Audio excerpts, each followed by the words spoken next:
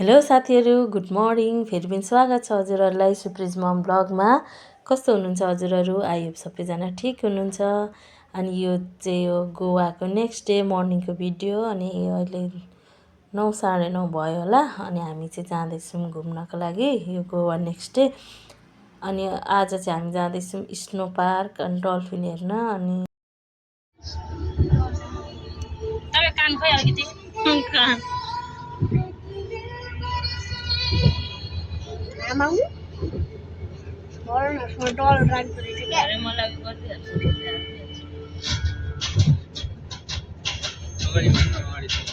त्यो अगाडि उयो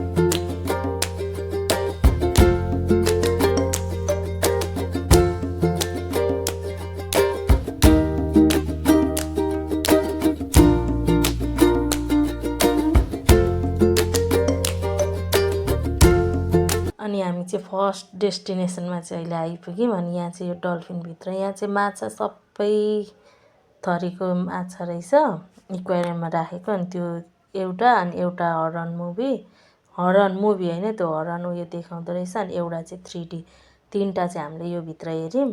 अनि यहाँ गर्दैछौँ टिकट। अनि अब चाहिँ हामी पस्यौँ भित्र। यो चाहिँ यसको इन्ट्रेन्स यस्तोहरू रहेछ, कस्मेटिक सामानहरू के रहेछ। अनि यो हेर्दै चाहिँ अनि हामी पस्यौँ 3D हेर्ने ठाउँमा। अनि त्यहाँबाट चाहिँ अनि जान्छौँ हामी हरन हेर्न। 3D भित्र चाहिँ थोरै मैले भिडियो गरेको छु। अनि त्यो हरनभित्र चाहिँ गरिनँ, किनभने एकजना पस्नु पर्ने रहेछ। हामी चाहिँ सबैजना गयौँ क्या, नानीहरू पनि डराउँछ भनेर एकैचोटि पस्यौँ। अब हामी यहाँ छौँ 3D भित्र।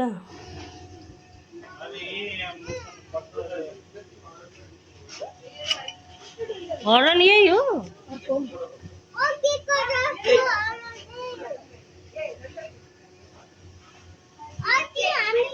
अब 3D र हरन हेरिसकेर चाहिँ अनि हामी आयौँ यता यो माछा भएको ठाउँमा। यो खोइ कति थरीको क्या, यहाँ जति थोरै चाहिँ मैले क्लिप लिएको छु। अनि यो हेर्नु होला।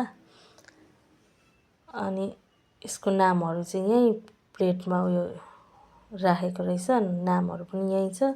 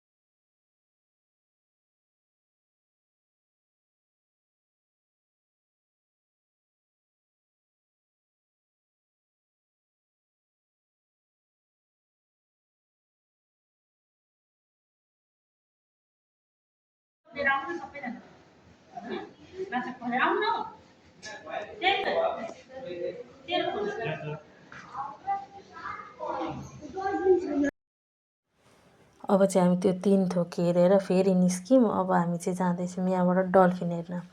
डल्फिन हेर्नको लागि हामी निस्किसक्यौँ। अनि यहाँ चाहिँ म गाडीमा गानाहरू बज्दैछ, नानीहरू पनि हल्ला गर्दैछ। अनि त्यो गानाले गर्दाखेरि चाहिँ कपिराइट हुन्छ भनेर चाहिँ यहाँ भोइस ओभर गर्दैछु। अनि अब चाहिँ जाँदैछौँ हामी डल्फिन हेर्न। एकैचोटि म त्यहाँ पुगेर चाहिँ हजुरहरूसँग भेट्छु। हजुरहरू पनि इन्जोय गर्दै गर्नुहोला बाटोको भ्यूहरू। एकदम राम्रो छ, चारैतिर ग्रिनरी ग्रिनरी।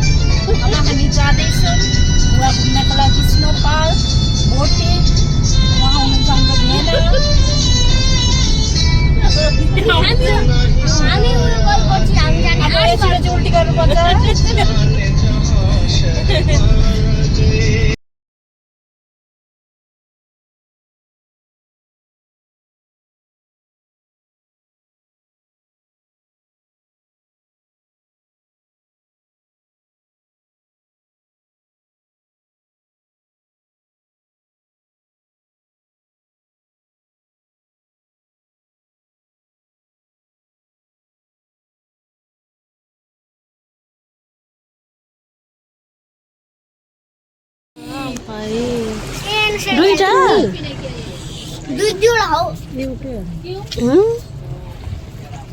ठुलो डाइ भन्नु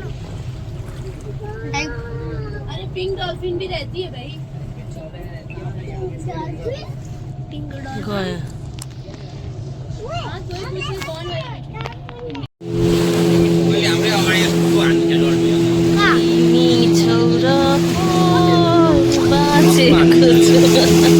भन्ने बेला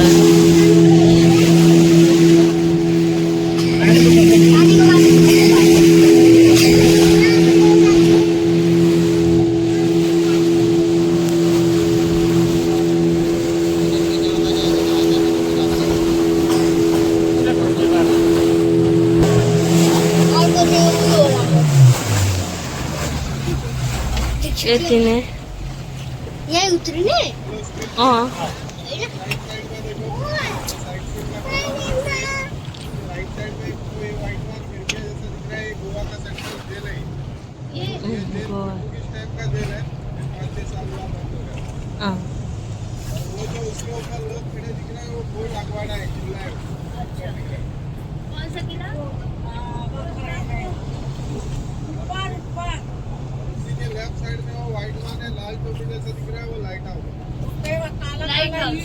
इधर जाने को नहीं मिलता क्या? जाने को नहीं मिलता। बाई रोडको बाटोमा धुलो उडाउँदै मोटर गुडाउँदै यस्तो जेलमा राख्दो रहेछ है कङ्ग्रेसको। यो चाहिँ यो हामी यहाँ आइपुग्यौँ। यो गोवाको सेन्ट्रल जेल अरे, अहिले 4-5 वर्ष भयो अरे बन्द भएको। अनि यो अजय देवगनको कयामत फिल्म चाहिँ यही जेलभित्र सुटिङ भएको अरे। अनि यो पनि हेऱ्यौँ भने हामीले। अनि यो अन्डरग्राउन्ड यो यहाँदेखि यो माथिको वाइट भएको यो उयोसम्म यो भित्र सबै वारपार अन्डरग्राउन्ड छ अरे यो भित्रभित्रै। अनि यो पनि हेऱ्यौँ। अनि हामी चाहिँ यहाँबाट झऱ्यौँ यो बोटबाट। यही हामीले चाहिँ डल्फिन अनि यो जेल अनि यो हेरेर चाहिँ हामी चाहिँ यो बोटबाट झऱ्यौँ। अनि यहाँबाट चाहिँ हामी एकैचोटि जान्छौँ स्नो पार्क। यहाँबाट होइन निस्केर हामीले खानाहरू खायौँ अनि चाहिँ गयौँ स्नो पार्क। अनि त्यहाँको एकैचोटि भ्यू निकाल्छु किनभने लामो भएर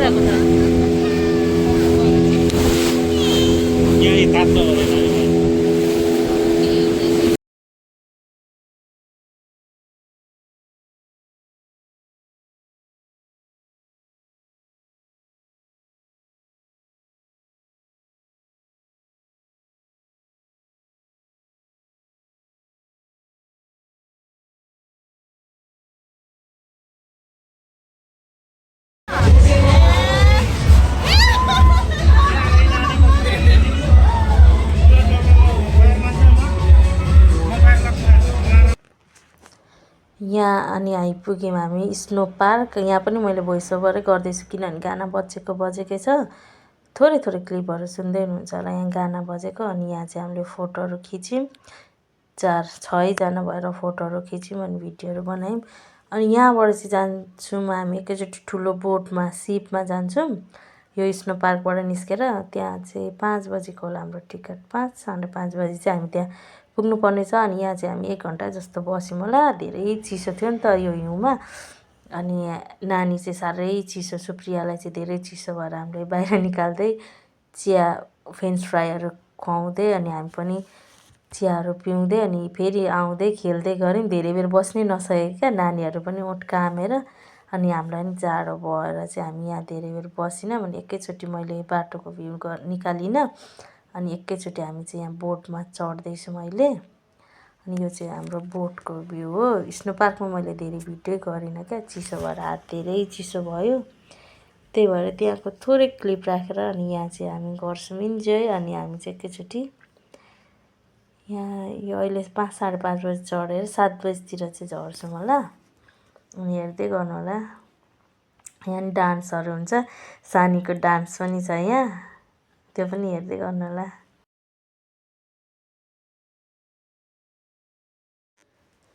अनि यहाँ पनि बज्दैछ पुरै गाना, त्यही भएर भोइस ओभर गर्दैछु म यहाँ पनि। सानी अनि यहाँ अगाडि सबैजना भेला भएर यो बोट चालु भएपछि चाहिँ यहाँ सानो नानी बाबुहरू सबैलाई अगाडि बोलाएर चाहिँ वेलकम डान्स गर्नु लाउनु भयो। अनि यहाँ सुप्रिम चाहिँ जान मानेन, ऊ चाहिँ लजाउँछ यस्तो ठाउँमा गइहाल्दैन। अनि सानी चाहिँ गएर डान्स गर्दैछ। अनि उसलाई छोडिदिएको कति बेरसम्म डान्स गरिरहेको थियो क्या। अनि त्यही भएर भरे चाहिँ अनि हामीले आफै ल्यायौँ, धेरै बेर भयो भनेर। नानीहरूको अब खुट्टाहरू पनि दुख्छ भनेर चाहिँ उसलाई लिएर आयौँ हामी यहाँ हामी बसेको ठाउँमा। नभए ऊ नाचिरहेको थियो, ऊ आफै आएको होइन, हामीले नै लिएर आएको।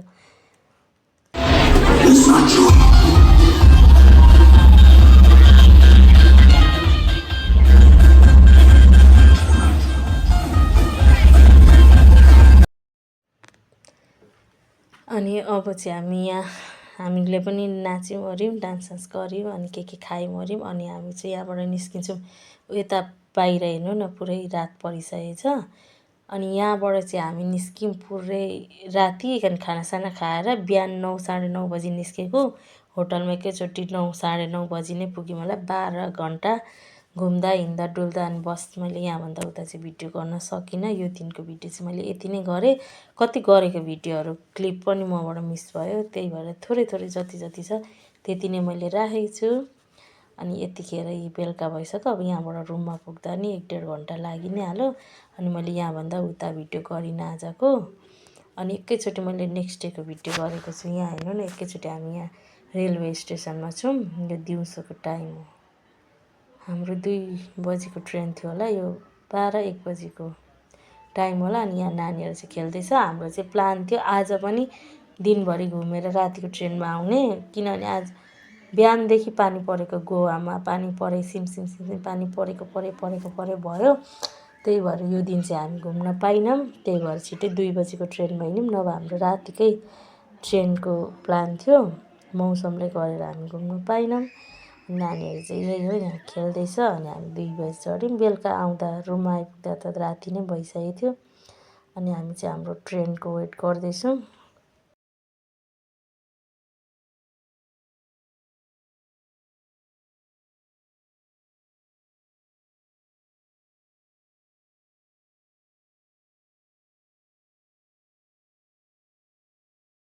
आप कहाँ उडुपी जा रहा है? घर किधर है आपका? मेरा उडुपी में ही जाना है। पश्चिम बंगाल सेटल उधर ही है। अब हामी चाहिँ यहाँ चढिसक्यौँ। यी सानीहरू सुतिरहेछ, म पनि सुतिरहेछु। यहाँ बहिनीले भिडियो लिँदै रहेछ। हामी 4-5 घन्टाको ट्राभल पछि आइपुग्यौँ हामी यो मेङ्गलोरको स्टेसनमा आइपुग्यौँ हामी। अब रात पनि परिसकेको छ। अब यहाँबाट जान्छौँ हामी रुम पुग्नु पनि 15-20 मिनट त लागि नै हाल्छ। अनि त्यही हो, अब हामी पुग्छौँ रुम अनि हामी गर्छौँ रेस्ट। आजको भिडियो यति नै। आज अन्तिम दिन गोवाको। हजुरहरूलाई कस्तो लाग्यो, मन पऱ्यो भने लाइक कमेन्ट गरिदिनु होला। च्यानललाई जसले सब्सक्राइब गर्नुभएको छ भने प्लिज सब्सक्राइब गरेर सपोर्ट गरिदिनु होला। Okay, bye bye, take care.